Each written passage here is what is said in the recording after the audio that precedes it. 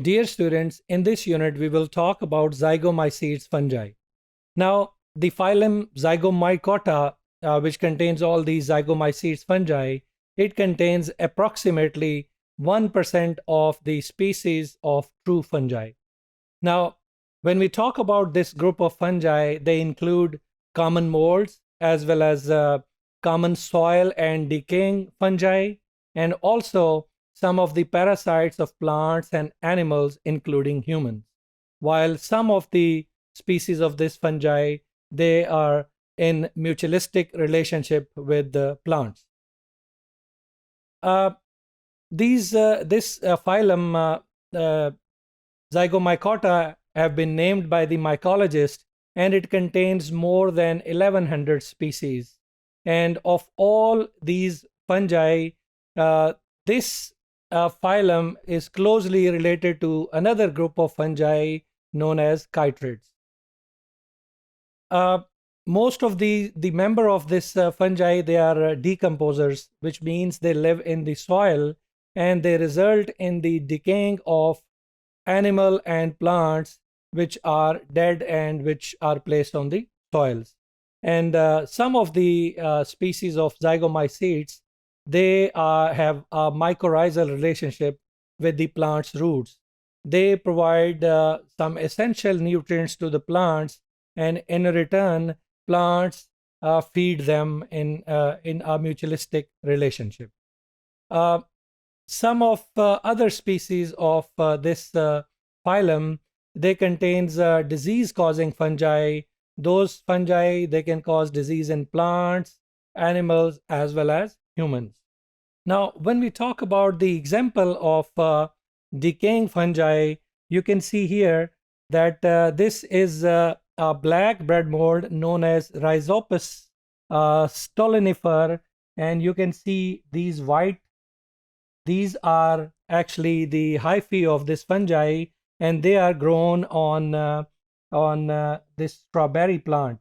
You can see this is the strawberry fruit, and it harbors these fungi, which helps in the decaying of these food as well as these high sugar containing fruits as well as vegetables.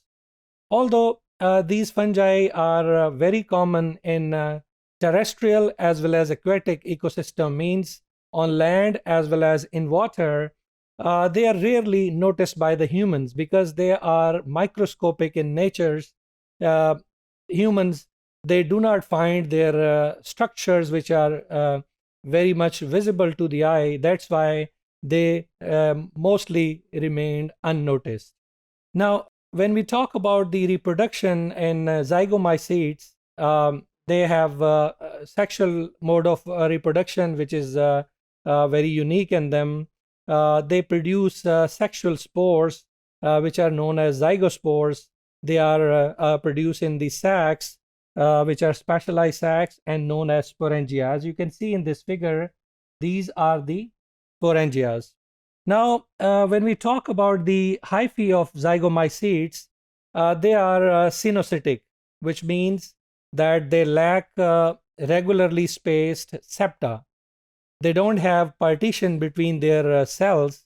However, some few septa are seen, especially which the hyphae, which you can say separate reproductive structure, just like you can see here. Here you might see the septa, which separates the hyphae from the reproductive structures. Now, when we talk about the sexual reproduction in black bread mold, it occurs when hyphae of two different mating types, you can call them one mating type as the positive one and the other is a negative one. They come close to each other, then this sexual reproduction takes place. Now, how and why they come close to each other? Actually, what happens that the hyphae of opposite mating types, when they grow in the close proximity, they secrete special kind of signals known as pheromones.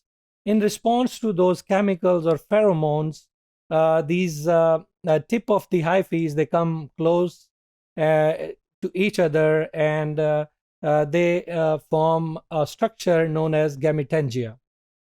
This serves as the place of two different gametes.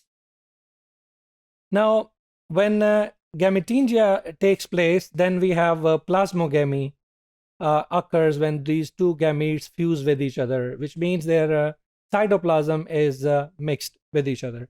Then after that, they have karyogamy. Karyogamy occurs when plus and minus nuclei fuse with each other to form a diploid zygote nucleus. Now, this diploid zygote nucleus, it develops into zygospores. Zygospores are typically surrounded by a very thick structure, which is very protective covering, known as zygosporangium. This zygosporangium contains many diploid nuclei, which later can germinate to produce new hyphae.